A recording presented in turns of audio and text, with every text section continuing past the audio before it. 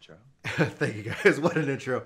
Welcome everybody to Casually Hardcore episode 16. My name is Bryan, and joining me this week with Chris, but a special guest, a special guests actually, the Bonsai Brothers. These guys came into the scene, guns blazing, not in the YouTube partner program, like freaking drops like the one video just 4.5 million views out of the gate, and YouTube's like, "Oh, good job, guys. I guess we'll let you into the program now." Good little pat on the back there. Yeah, just like welcome, but no, you're not going to get any of that money. These guys are just a real talent. I want to plug them for a little bit. You guys, if you're on Twitch or if you're on YouTube, you should check out their content. They have been putting together all kinds of interesting content with Fortnite, and it's really fun to watch because these guys are talented when it comes to the game. On today's program, we're going to be talking with them about Apex Legends, about Anthem, about Fortnite, essentially what all this looks like, what we're thinking, what we're feeling, but also kind of give them the opportunity to share their thoughts about what it means to start out streaming. I know that on their stream, often they're asked the questions like, how do you start? What should you do? And so that's going to be the theme around today's podcast. So Sean and Travis, welcome to the program. Why don't you tell people who might not have ever heard of you about yourselves, what actually got you started? What was that hill that you kind of went over before you were like, we should do this, to actually like, oh my gosh, we're doing this? Yeah, well, thanks for having us. It's honestly a pleasure to be here. The thing that got us started into streaming and all that, we've always, loved, the competitive game types and stuff like that. It was actually one of our parents, because we would jump into Overwatch, surprisingly, and we would commentate. Any lobby, anybody that would listen to us, we would just talk to them and try to hype them up. And they're always asked, like, are you guys streamers? You guys YouTubers? I'm like, no, I'm just doing this for fun. He's like, why are you doing it for free? I asked myself the same question. And then one day in the mirror, I was like, why are you doing this for free, Sean? And then next thing you know, we started up in the summer and just had a blast with it. So, yeah, it was also kind of, at the same time, we started up in summer. So numbers during summer are incredibly high. You got Fortnite. So every, 10-year-old and their mom are watching you. So we start off actually on a really solid, high number, but when the actual summer ended, we dropped back down and we're like, okay, this is what it really means to stream. Like, it's a mental grind. We had to build that number up. So, I mean, luckily we had a really strong support base. So that was really great. But, moving in, I tell them we all kind of got started on streaming. Mm-hmm. So what would you say then to somebody who's watching this and is thinking obviously about that, whether they're doing something just for fun, they're trying to get started, what would you tell that individual? Like, what makes not just to help with the grind, because Chris and I, we're just a part of the affiliate program over on Twitch, and we stream just randomly. We don't even, I wouldn't, people are like, oh, you're a streamer. I'm like, no, I'm a YouTuber who occasionally dips his toe into being live. So it's like people ask me all the time, and I'm just like maybe make a YouTube video. That's usually my advice to them. So you guys did you hit streaming first, or did you create your YouTube channel first? So we basically started a YouTube channel maybe a little bit 2 months ago. So we didn't even touch YouTube for I don't know, 6 months or so. Mm-hmm. But if you're just set up on streaming, I would say the biggest thing I could recommend is make sure you have all your equipment first. A lot of streamers I see, they'll have just the basic, there's no face cam, there's no, no great graphics card, anything like that. So it looks very choppy, and they try to slowly upgrade the stream. But the thing is, your first impressions are huge. Mm-hmm. So what we did is we bought everything straight out we spent, thousands. I don't want to talk about it. I want to talk about that. We spent thousands just setting everything up just so it would be ready to go. And so that's kind of how we always tell people, if you don't have the money, if you're a kid or something like that, mow yards, do chores, do whatever you have to do to make sure it's completely set up. And so go ahead.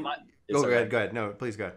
Oh, sorry. My piece of advice to anybody starting with streaming, stuff like that, I wish we went with the YouTube route, honestly. I think the YouTube route is incredible. It's something that you can, polish your skills while you're working on that, and also get a lot of your content out there so people know who you are before you even touch the go live camera, as well as networking is a huge thing. For 3 months before we even started streaming, we were in tons of people's chats, getting to know the community. I say, when you get out there, you don't want to be the only person on Twitch. You want to know 5 or 6 other communities. We knew, Beard of Levins is going to be on your podcast pretty soon. Just a whole bunch of other streamers, and I think that really, really helped us get started and be a little bit more successful to be in there.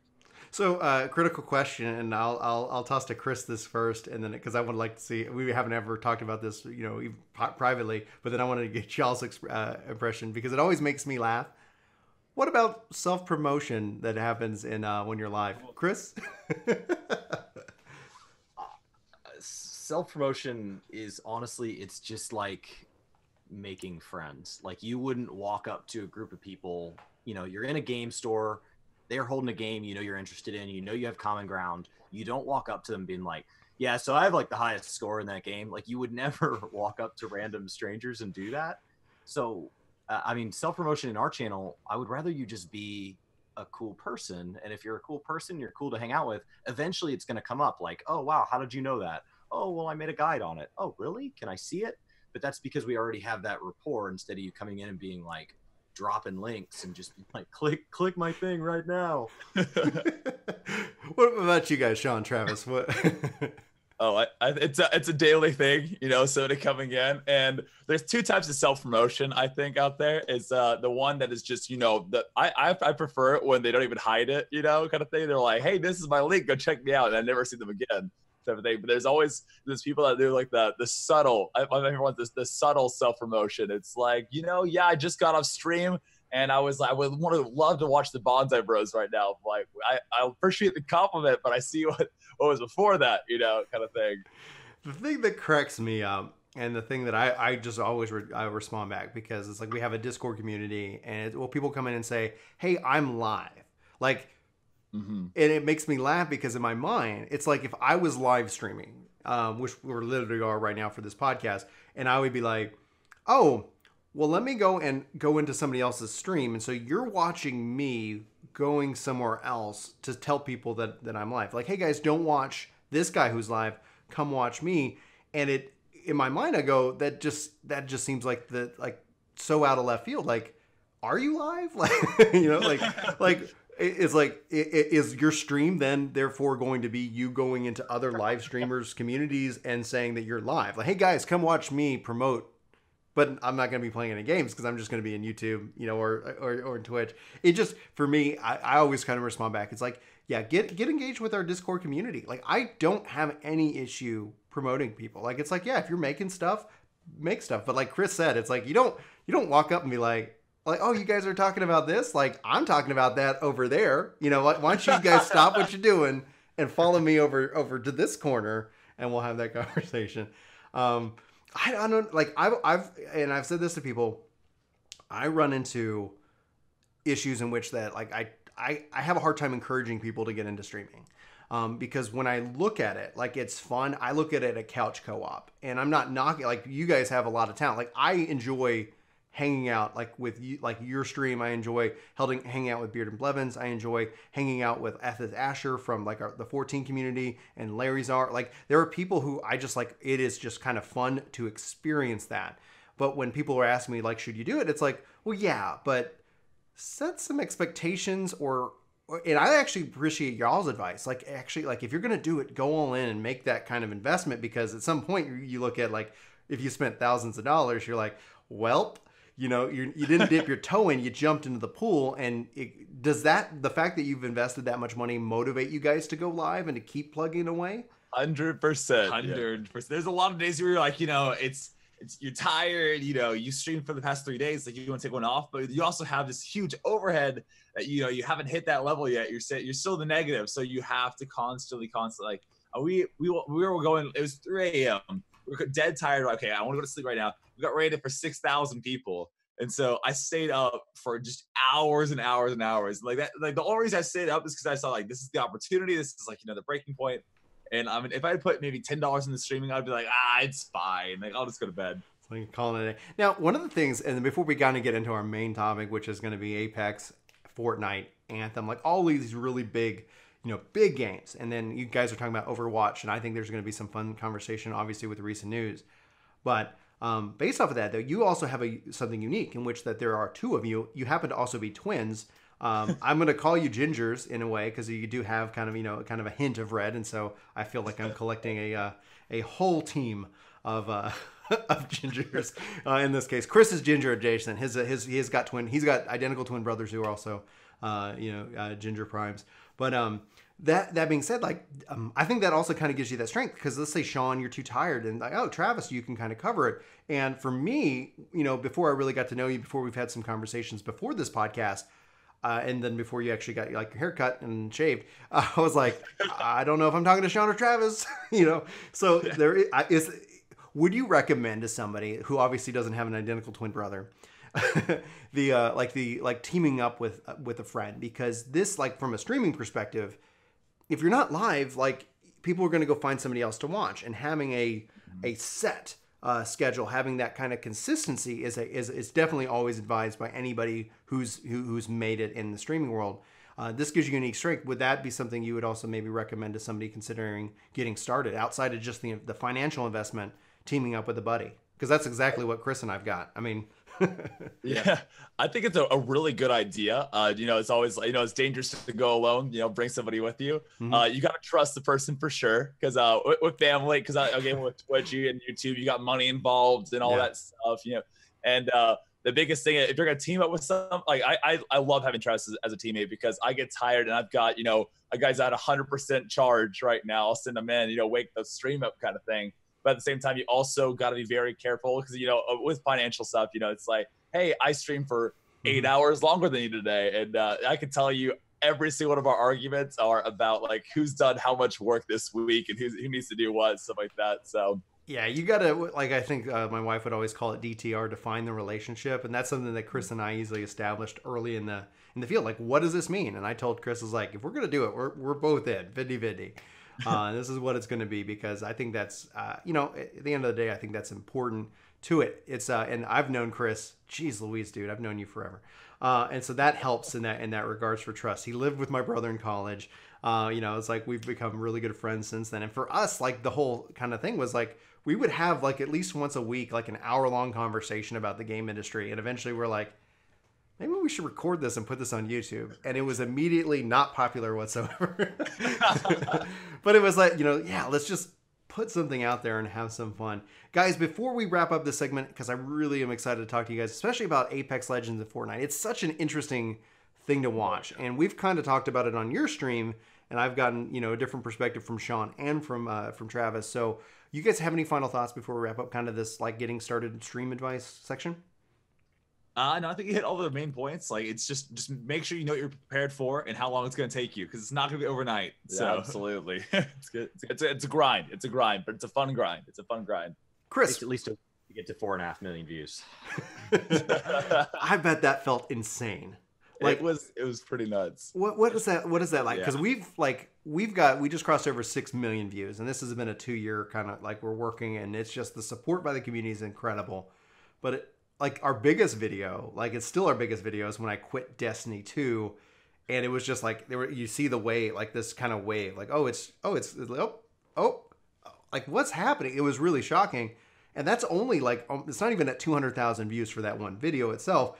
I can't even imagine like what that analytics, like, were you glued to that? Like, was it something where you're like, it's still like my headphones are falling off. That's how like, how freaky was that? Like, can you talk to me about that experience? Cause I want to live vicariously through it.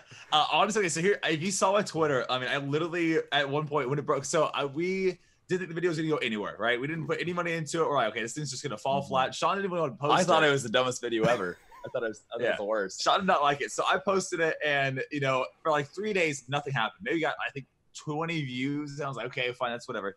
And then it broke like 1,000 views. It's like, okay, like, you know, did I pay for an advertisement I'm not aware of? And like, you know, I'm starting to like check my phone more and more. It's like 10,000. So I posted on Twitter. I was like, I hit 10,000 views on this video, guys. Like, I'm going crazy. And it hit 50,000. I posted that again. I was like, we're at 50. And Sean's like, hey, you need to stop posting like this. It's, I think, you know, he annoyed all of Twitter. I annoyed Twitter because I was literally just posting updates. Like, guys, check this thing out. It's like my baby's growing up like real fast. But yeah, probably for the next 2 days straight, it was just us with our phones in our hands, just refreshing. It was just mind-boggling. Yeah, the only annoying part was the comments, like you know, like self-promotions. I had to literally sit and like every 5 minutes I was deleting like 4 to 5 like links or, you know, self-promotions. But it was an incredible feeling. The fiance hated it because all I was doing was checking my phone. Like, she's just like, we are on a date, and I was like, I know, but there's 200 comments to read right now. Oh man. Yeah. So pro tip, make sure that if you're going on a date and you're spending time with your loved ones, like I've actually deleted that app off my phone. Really? From that perspective. Now I do budget time that I go and we try to answer comments and things like that, But I've been doing Exodus 90 as a part of kind of just preparing through Lent. Lent hasn't even started, and I'm just like, man, I miss sugar. But so as part of that, like just trying to disconnect, and it was hilarious because my wife picked up my phone the other day and she looked at the screen time and she was like, "Oh," I go, "Like what?" She's like, "It shows that you were on your phone for, like 45 minutes today, like over." And this is at the end of the day, and I was like, "Oh, do you think does that sound like a lot?" And she's like, "No." But, so it's like, yeah, I've definitely like it's been kind of nice for me to kind of disconnect from that, and then also like when I'm at work. I look at the YouTube and the comments perspective as a way to kind of engage with that. Because I think it's like, I think the algorithm or whatever that catches links, because I don't see that problem a lot, but I haven't had a video that's just like blowing up like that before. Okay. I think we're going to get into our main topic. Are you guys ready? I'm ready. Can we get some ESPN announcer stuff? I want a sample of it.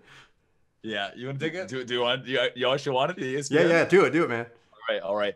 Welcome back, ladies and gentlemen, to Work to Games podcast. Joining us today, Travis and Sean Fleming, Bryan, and of course, the man, the myth, the legend himself, his duo partner. How you doing? How you feeling? What's going on in everybody's minds here? That was fantastic. We're gonna get some clips. We're gonna have some fun with some. I'm gonna write some scripts for you guys. We'll get you paid. People are gonna. I told them, Chris, like one of the things I want to see them do is I want to put some PvP stuff together for 14 and have them like professionally broadcast like the match itself, because I think people would just melt their minds, because like I saw their one video where they're doing Fortnite and he's just like, "You guys want a show? I'm gonna give you a show." And it was just like, I can't pull myself away. And I played Fortnite I think for a good 6 months. I kind of dabbed. I touched PUBG, and then I was like, wow, I get it. But then on the Xbox it ran horribly. And so then horribly, I was like, okay, well, and then I went and I was like, okay, well, I'll check out Fortnite, right? And I was like, wow, it's beautiful. It runs smooth. Like it just felt like flawless. And then I realized I suck at it, and in the sense that it's not the shooting that got me, it was always the building. And when I watched you guys play, and you're just like, I saw like Sean, or it was Travis, one of you guys, and you took out like 8 guys. They were just like all around you. You're like, build, boom, shot, down. Like John's over in the corner bleeding out, and you're like, oh, I'll get you in a minute, John. Bop, bop, bop. And I'm like, oh, so this is what it's like to have talent at this game. And the whole reason I bring all that up is that now Apex Legends dropped, and I was sitting here and I was like, oh, okay, I love Titanfall. Like Chris and I, we played just a year of Titanfall 2, if not more. And then this Battle Royale drops, and I'm like, okay, I'm going to check it out. And I'm immediately hooked. I'm already over, like I'm at 6 wins, working on the 7th win now, trying to win on each character before I put out a review for it. And I was immediately captured. And obviously then the question comes up is this a real competitor for Fortnite? You guys have played Apex. You guys are playing Fortnite. Obviously you're playing with John. I don't know if you've gotten him to download Apex yet or not, but I want to get y'all's hot take on, obviously Fortnite's not going anywhere. Season 8 is about to drop if it hasn't dropped already.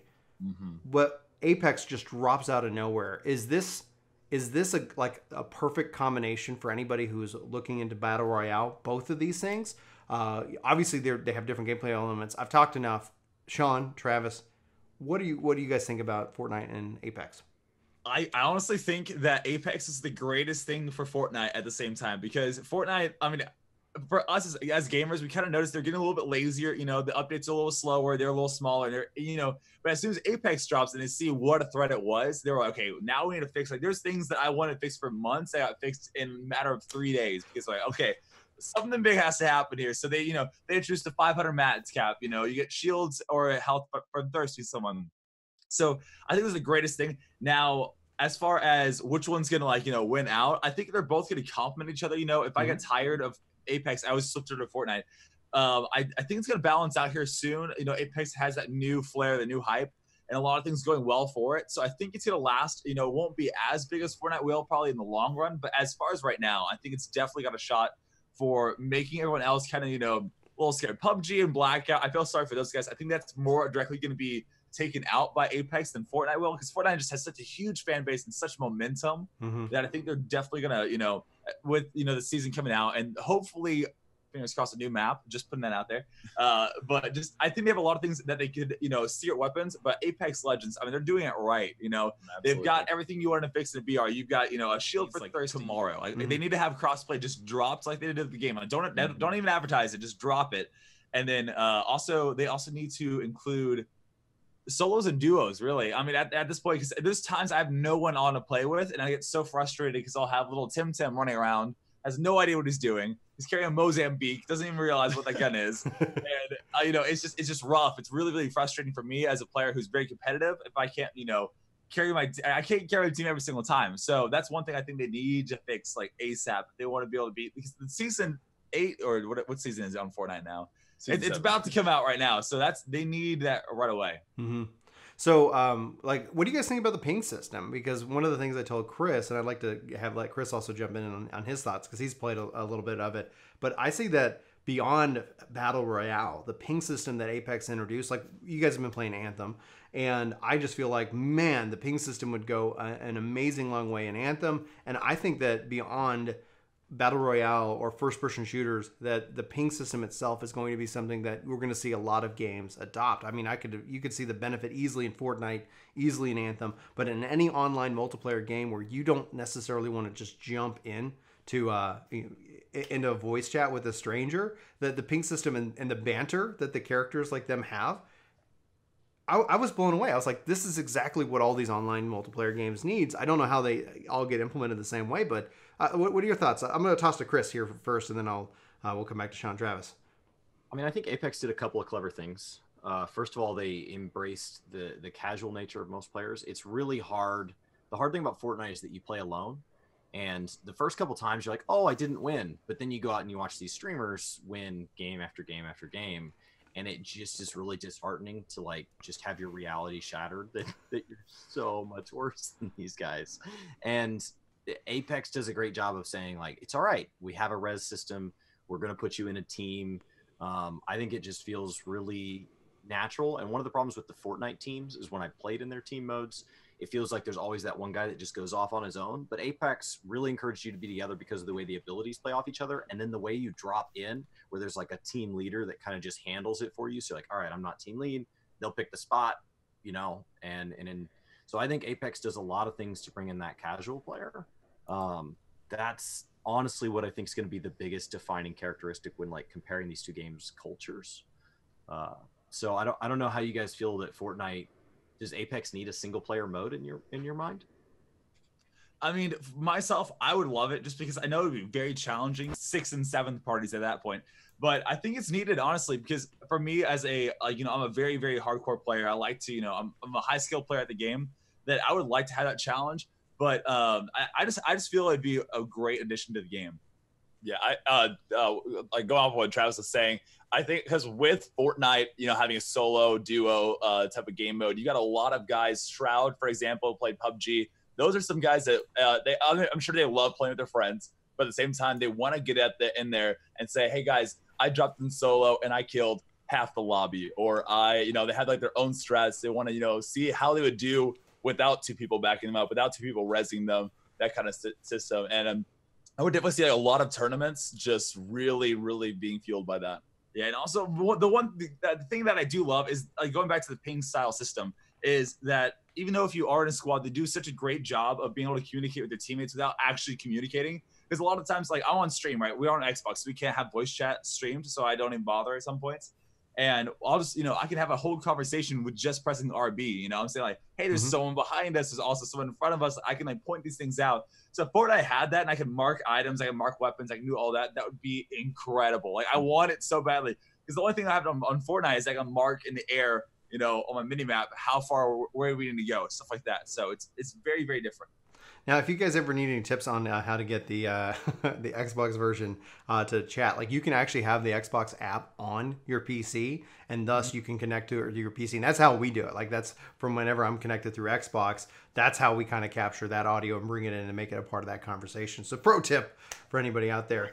Thank you. Yeah, no problem. Okay, so what are you guys looking forward to with Season 8 with Fortnite? Like it said, you got the Battle Pass. You guys play enough. What is it that you're looking forward to? Because when obviously the question about Apex and what it's done, because I think it offers that really good, like we said, competition. What are you guys seeing Fortnite going in 2019? Projected to make over $2 billion this year. It's just, it's impacted, Overwatch. It's impacted all these other games. We just saw the layoff of like almost 800 people from Activision Blizzard. I think obviously, not directly, but Fortnite indirectly, because so many eyes, so many players, it's become such this phenomenon over the past year. Where do you see it going? And is it only going to get bigger from here, or is competition going to end up leveling it out to where, we see it from the esports perspective, like that there ends up being kind of these two different camps? What's your thoughts?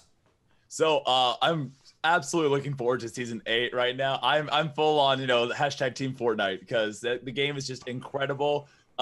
So in regards of it affecting other games right now, to see like right now we've seen a lot of games, rise and fall going against Fortnite. And the tough thing about it is Fortnite is already such a household name, and they pump out so much content so quickly because they weren't first to the Battle Royale. Right. But when they showed up to Battle Royale, they came in and they're like, here's a new update this week, a new update.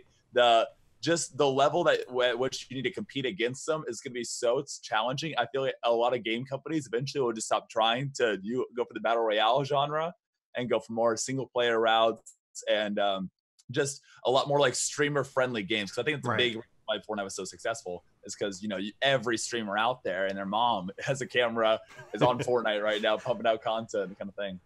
Is there such a thing from a saturation perspective though? Like as we look into this year, is there the risk of burnout with so many people? Because obviously you see the people who really blew up with Fortnite. You see Ninja, but he was starting off in October, right? Like he was before the wave hit, and then you see a lot of people then chasing that. Like does it make more sense from a streaming perspective to diversify and not be so tied to one specific game? Now, I definitely think it's great to diversify, but at the same time, so Tim the Tatman did point out, he in one of his streams, he was scrolling through, he's showing, we call it like the swamp, like the 0 to 15 viewer range. I mean, there's just thousands of people at that range. So there's something you have to get out of there. But at the same time, from a streamer's perspective, if you put just the tag playing with viewers in your your dashboard, you easily just get above that swamp, and there's a lot of opportunity for you there. Would that be something that you would then recommend? Is that be someone who is engaging with people who are actually taking time to watch? Mm-hmm. I 100% recommend. That's what we did for like the first 3 months of our stream. Is we just play with viewers because they don't know us, we don't know them. That's the easiest way to get to know them is getting destroyed on the battlefield. That's when we learn how to play Fortnite kind of thing. So what, do you guys still follow Overwatch at all, or is that something that you just kind of feel that it's just done and out that it's declining? Period. I love Overwatch and I still follow it. I'm hoping they do something different soon because I definitely do think it's dying off soon. What would the difference be? Like what would from doing something different? Like what would it be? Chris and I kind of just were talking about how people want Bobby Kotick fired for obviously the laying off the people after record revenue. But obviously Overwatch is not performing well. So what do they invest in this more, and what is that difference? So I think the only two options they have right now is to pull, the whole Fortnite route is just release new content because the game essentially hasn't changed since I don't even know 2 years right now. It's the same game that you could have played at the very beginning. People are just really, really good at it now. And so either they need to add a bunch of characters, because I know they release, a character every once in a while, but either it needs to come out with the whole Overwatch 2 or like with a brand new game, or just add a significant amount of content to bring everybody back, because Travis and I love playing the game. I hope it has a huge future. That's the game we got started commentating on. That's how we practiced and everything like that. But the way it is right now, it's the same stuff we saw 2 years ago. So I would love to see something new, something fresh, just to shake things up. Is that new and freshness a version of Battle Royale? That would be actually very interesting to see. We've seen Battle Royale done with classes, and we've seen it done well with classes in that kind of perspective. Yeah, with Apex, I mean that's amazing too. There's so they already have the characters pre-built, so they could just it wouldn't be that hard. That would be I would play so much Blizzard if you're watching right now. I would play so much Battle Royale of that game. I think that would be incredible. Chris, they have unnamed projects. We know that. We know that they have projects they won't tell us. So the following the Apex model, if their plan is to just drop it, screw all the hate, screw all the hype. It's just no. That's the right plan. Drop it. just Absolutely. don't even tell people about it, especially with obviously the frustration that people are having with Blizzard.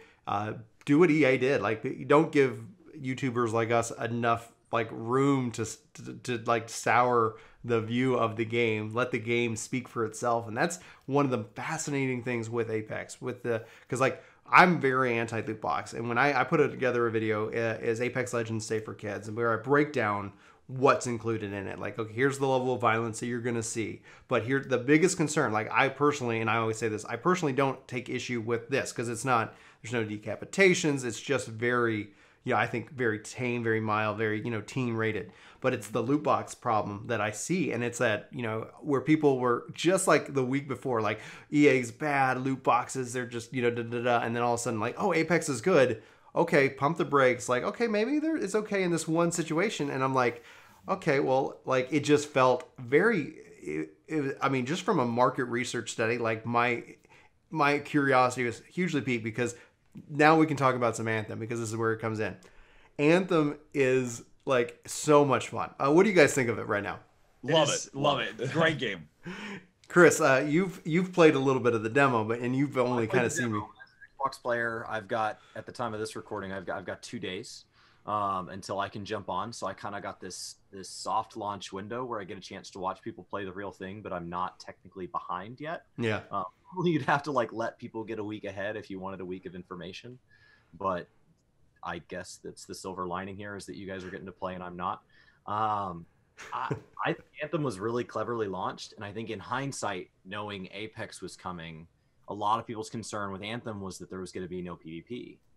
And one of the things EA's done in the past, and Activision, is these companies have 2 studios running towards the same goal, and only one of them can fit through the door. And so one of them has to just slam into the wall on launch day. Titanfall 2 had that issue. Titanfall 2 literally was like, oh, I'm going to make it. And then Battlefield just slammed the door in their face. And it's like, well, I mean, Titanfall 2 didn't stand a chance. It was a great game. It had some technical bugs and stuff, but across the board, I really enjoyed it, and it was never given a chance to succeed. And I think that Anthem and Apex are so complementary. It is just hard not to be impressed with EA pulling the strings correctly on this one. And the fact is that with Apex, I was like, oh, I don't need a PvP in Anthem. In fact, this could actually just be a pure PvE game for me now, where Apex kind of fills that desire for competition, to where I could literally bounce between these 2 games. Bonsai Broz, like, you've been playing it. Are you on PC or Xbox? Because if you're on PC, maybe you're playing it now, or like, where are you playing? So I have it on both right now. I'm going to be leaning more towards Xbox, just because if I do start playing, I really invest my time. I want to make sure my friends can also join with me. Yeah. But I mean, one of the things I want to touch on really fast, please. The PvP on Anthem, they did say in a tweet, there's no PvP at launch. Correct. So I definitely do think there would be something in the future. I'm hoping there is, but I don't want it to be anywhere like soon, because I want to enjoy that story mode. I want to make sure people do the whole entire campaign. They need to definitely take their time with it. Like, I'm not going to sit here and be like, oh, they added PvP, now I don't like it. No, it's like, I like PvP. Like, I've enjoyed this kind of games. But from just that perspective, I don't feel like they need to rush it. Like, they don't. PvP can be content that extends the life of a game between the PvE content. Let's say we've run, we have 3 strongholds at launch. They've already said that the 4 strongholds coming either in March or April, something around that timeline. So it's like, okay, cool. We're going to, get this content. They're going to keep updating it. But I'm not sitting here like, no, you need PvP today. I was like, no, it's like, I'll play this. I'll make some progress. I'll go jump into Apex. I'll make some progress. I'll go play some Final Fantasy. I'll make some progress. It just feels like there's just it's the best time right now for me as a gamer, balancing kind of these different games that offer these totally different experiences. So it's just interesting. I like Chris's perspective, because he gets to watch me play for a week before he decides whether it's worth his time to drop in. But it's the most ridiculous and convoluted rollout schedule whatsoever. It's like, okay, you got to sub to EA Premier, and that's going to get you access. And so, like, I don't know if you guys get the question this week, but I have. They're like, how are you playing this game? It doesn't come out till the 22nd. It's like, well, I'm on PC, and here's the ridiculous things. So my advice to anybody on it was like, are you going to have, because it's $15 for a month, are you going to have 15 hours between the 15th and the 22nd to play it?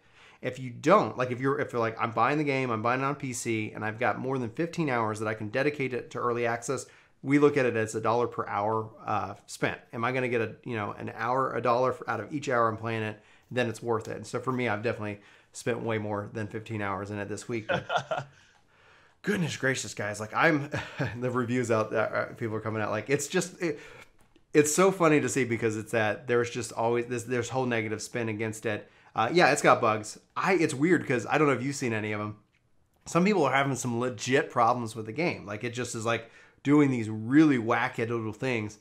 And at most, I had one quest that didn't progress. Like my frame rate's been consistent. Like my loading times because I'm on an SSD have been fine. I haven't had any of the problems. And then I had one quest that we just had to wipe, and then it just, when we restarted that checkpoint, it was able to progress. So I know there's just people out there that, like, some of the videos I've seen, I'm like, wow, that looks horrible. So have you guys run into any of the problems? Not yet. No, I've had a really smooth gameplay so far. I have not run. I'm fortunate enough to say, like, I have not run into anything at all. The only bug I've run into so far wasn't even a very like game-breaking bug. That my whole screen just kind of like turned different shades of green, and it always looked pretty cool. So I was like, I'm for this. All right. So as that then relates though for y'all's like kind of like gameplay balance perspective, like where do you guys see within the next month? Like can you give me a percentage breakdown between Apex, between Fortnite, between Anthem, like. Because obviously we run into against physical limitations. Travis, you're engaged. You have a fiance, somebody who I hope that they want to spend time with you if they've agreed to marry you. How do you work in that balance, like with games, with life, with streaming, and what to decide to play that day? I mean, honestly, just go ahead and clone yourself because that's the only way I'm able to do that. Honestly, at that point, because I mean. I'm very good about balancing it. Like I see my fiance almost every day. Actually, I see her all the time, and it's thankfully because I can, I'll usually do like an earlier stream than Sean. Well, Sean will do late night streams like every single day. He and John will play into the wee hours of the night and just scream all night long. But I'm able to, I think my balance is going to be the percentage base, like probably 20% Anthem, 60% Fortnite, and then like 20% Apex. Mm-hmm. What about you, Sean? I'm the same way. Oh, well, actually, I don't have a girlfriend. My girlfriend right now is my Xbox, so I gotta take care of her. But you gotta spend just as much time. Exactly. You don't want to get cold. Okay, it's winter. But I definitely think with Fortnite Season 8 coming out, I'll probably be spending a lot more time on there. I definitely do not want to neglect Apex and Anthem. Those games are they're fresh, they're new, they're so much fun. So I definitely get a lot more. Surprisingly, I get a lot more off-stream time on those games. When I'm on stream, of course, Fortnite's king, so that's usually what I go for. But Chris, what would you say, like your breakdown? As my voice cracks, your breakdown over the next like month, like gameplay wise. You're playing 14 World of Warcraft. Are you still on the fence when it comes to like Anthem, or are you? Have you seen enough this week to jump in? I am on the fence. Honestly, Blizzard making some moves that I'm kind of frustrated with actually makes it a little bit easier. So I think Anthem makes more sense. I'm actually going out of town this weekend, so I'll miss launch weekend just because it's my nephew's birthday. We're going up to visit them. So that gives me a little more time to stall on my decision. But the way I break it down is I've just found it's easier with groups of friends. Like you talk about one of you as, one of you's in a relationship, one of you's not. Like everybody's just in a different stage of life among my friends. So it's hard to find time to play with them. So we just schedule it. So like on Wednesday nights, my Xbox friends are online, period. And we all make it. And we just build our lives around that. And then on like Monday nights, I play 14 with Bryan. So I just book nights out. So the percentage of time is pretty easy math because Anthem would just inherit WoW's nights, which is Tuesdays and Fridays. Oh man, but it works. Yeah. Well, it's just like you ever feel like you're just kind of like not making enough progress in one versus the other. It's like do you feel spread too thin with the kind of type of games that we're playing?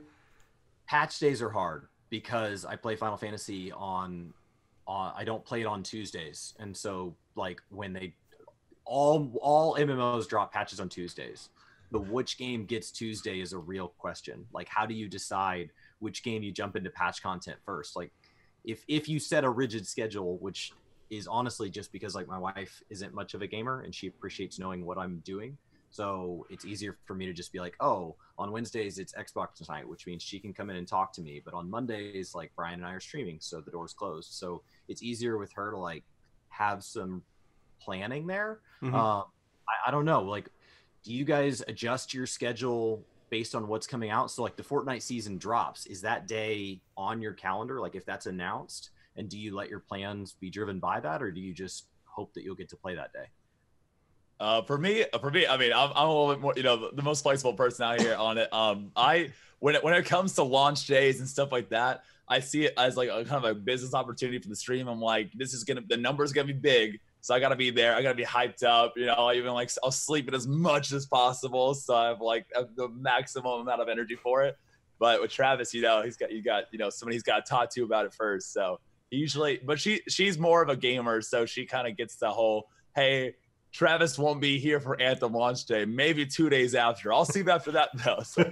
I'll book plenty of time, man. My wife is the same way. I kind of like, hey, all right, this is what's happening. This is what's happening on the schedule.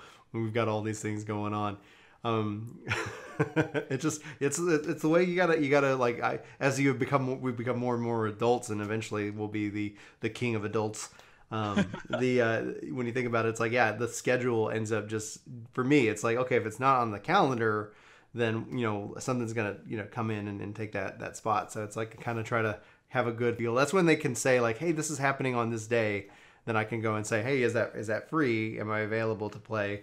And if not, then it's like, well, I'll just have to wait, because other things are obviously just as important as playing games.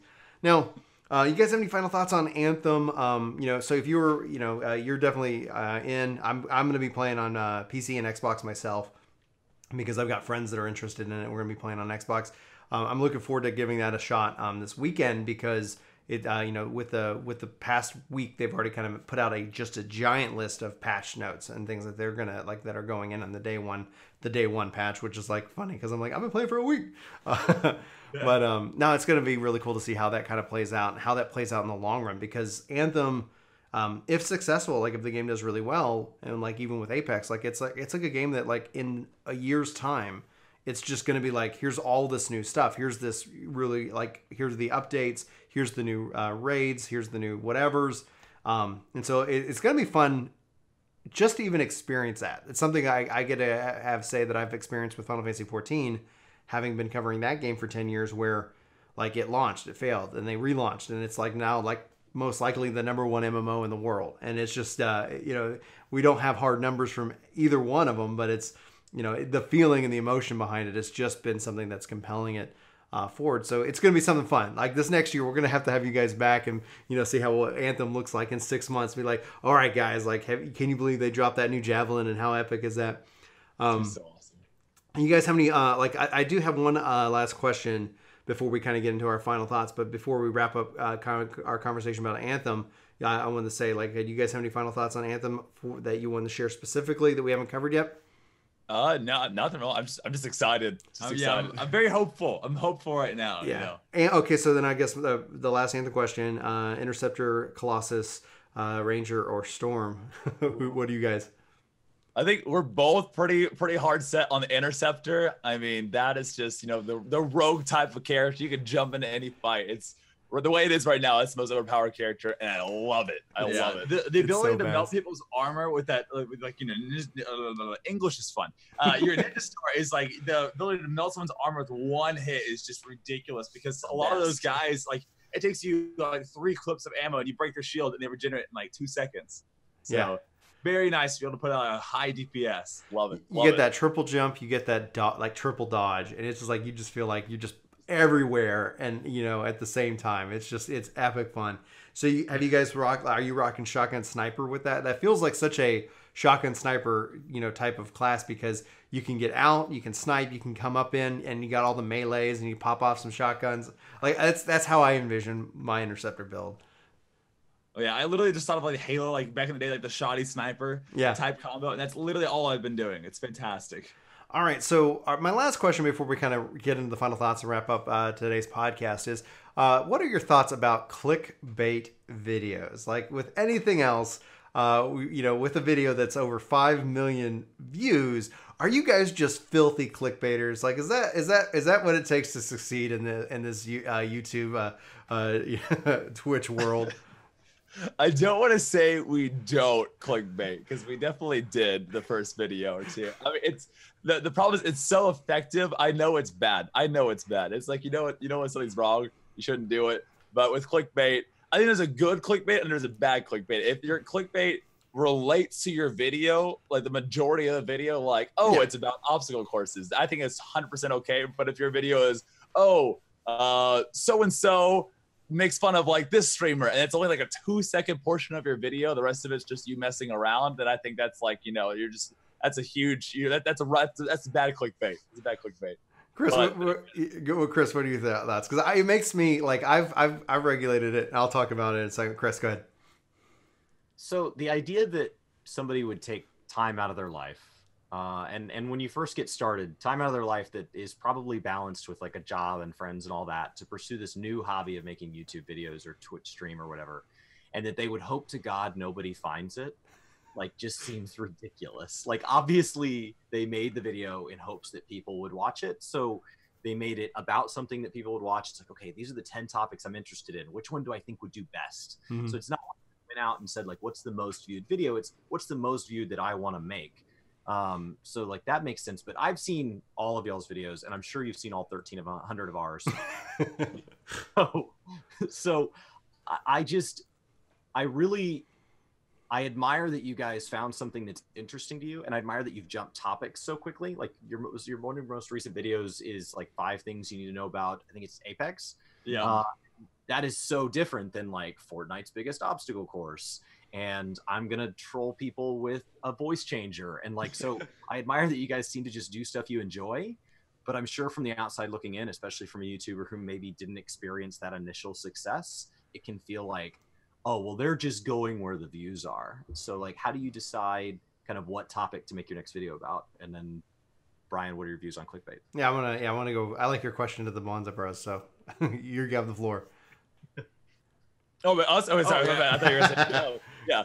Yeah. So with us, like, we've been streaming, so like we like to do YouTube videos on what we enjoy, because for one, obstacle courses, they'll take us an entire day to build, like solid day, both of us on there. So it's very time consuming. But at the same time, we don't want to be known as just the guys that make obstacle courses. Our main passion is commentary, Mm-hmm. it's streaming, all that. So we don't want people to just watch, we'll get 1 million views on obstacle courses, but we'll get, 1 view on a video of our stream kind of thing. And so it kind of goes to what makes money versus what your passion is. And eventually we just want to kind of build up what our passion is. So which is a lot of things, like we love making the obstacle courses. We love doing random commentary. We love doing, all these different types of things. So we're just kind of right now, the way we do it is we just use our platform. Like, we got a big rush in the beginning of YouTube. Let's kind of show them all we have to offer, kind of thing. So we won't neglect each area, of course, but just kind of transition into multiple kind of avenues instead of just, putting ourselves in one category. I think that's the right way to go about it. We've talked with like Larry Czar and a couple other people. It's whenever you have like, especially initial success with one thing, it's very challenging to express all other sides, because it's like, and the nice thing that we've discovered is that people, whenever we don't post about, like if I don't post about Final Fantasy, people don't go immediately and just unsubscribe. They're not like, oh my gosh, Bryan posted a video on Apex, I'm out of here. They just don't watch that video. And we spend a lot of time on playlists, because it's like, from the beginning, we've always been like, we're a game, like I like talking about video games, and we're going to talk about what we're playing. And I happen to play a lot of like RPGs. That's just something for me, I personally enjoy. So that was one thing that was actually kind of reassuring to see, that people don't just like leave en masse. Like, okay, like I was here for the whatever, and then I was here for the obstacle course, and oh, you talked about some other game. Like, oh, you guys aren't what I thought you would be. But still, people try to put you in the box. Like, I don't know if you see that in the comments, but they're like, people have told me what kind of channel we are. And I'm like, really? That's good. I'm glad you like that content. But, like we do this like podcast specifically because it's like, it's a great way to connect with people and have really cool conversations about what's going on in the game industry with other people who are just like, I'm just putting stuff out there. I'm just trying to make something and see, you know, and like Chris said about the clickbait, it's like, I don't know anybody who's like, I'm putting this out in a public forum. I hope to God nobody sees it. Please let nobody watch. Like, just don't hit publish in that case.